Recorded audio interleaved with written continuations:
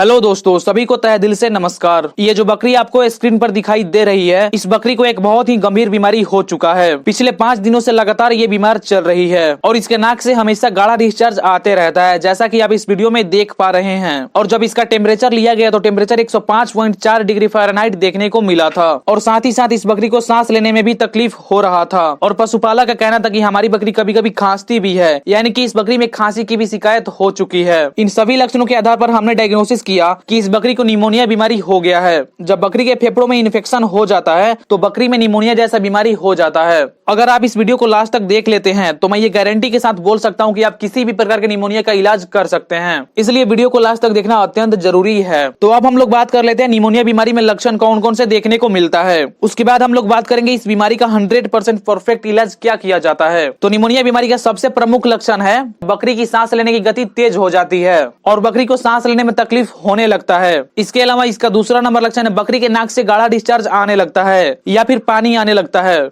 मतलब बकरी में सर्दी की शिकायत हो जाती है। इसके अलावा इस बीमारी का तीसरा नंबर लक्षण है बकरी कभी कभी इस बीमारी में मुंह खोलकर सांस लेने लगती है और सांस लेते समय घर घर की आवाज आ सकती है। इसके अलावा इस बीमारी का चौथा नंबर लक्षण है बकरी में तेज बुखार भी देखने को मिलता है, जैसे बकरी का टेम्परेचर 104 डिग्री फ़ारेनहाइट से लेकर 107 डिग्री फ़ारेनहाइट तक मिल सकता है, जैसा कि आपको इस वीडियो में देखने को मिला था। इसके अलावा इस बीमारी का 5वां नंबर लक्षण है अगर बकरी के फेफड़ों में ज्यादा सूजन हो जाता है तो बकरी में कष्टदायक खांसी की शिकायत हो जाती है, यानी कि अगर फेफड़ों में ज्यादा सूजन हो गया तो खांसी की शिकायत हो जाती है। इतने सारे लक्षण निमोनिया जैसे बीमारी में देखने को मिलता है। तो अब हम लोग बात कर लेते हैं इस बीमारी के इलाज के बारे में कि हम लोगों के द्वारा कौन कौन से इंजेक्शन का उपयोग किया गया था कि ये बकरी आज के टाइम पर बिल्कुल ठीक हो चुकी है। तो इलाज में हमने सबसे पहले जिस इंजेक्शन का उपयोग किया था उस इंजेक्शन का नाम है safety for sodium. Safety for sodium हमने यहाँ पे 250 mg उपयोग किया था। सेफ्टी फॉर सोडियम मार्केट में आपको एक्सेप्ट या फिर जाइरोफोर के नाम से देखने को मिल जाता है। ये एक प्रकार का एंटीबायोटिक है जो कि फेफड़ों में हुए इन्फेक्शन को खत्म कर देता है।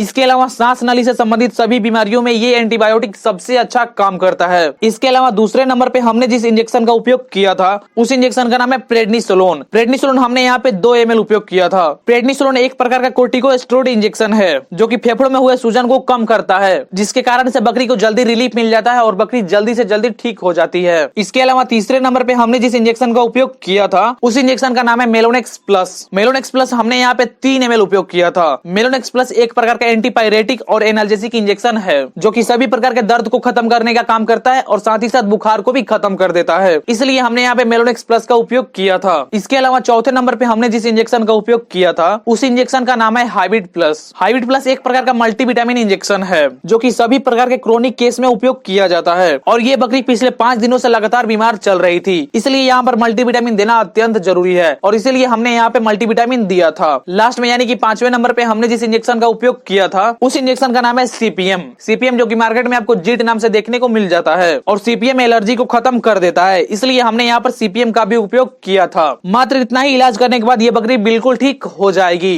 धन्यवाद।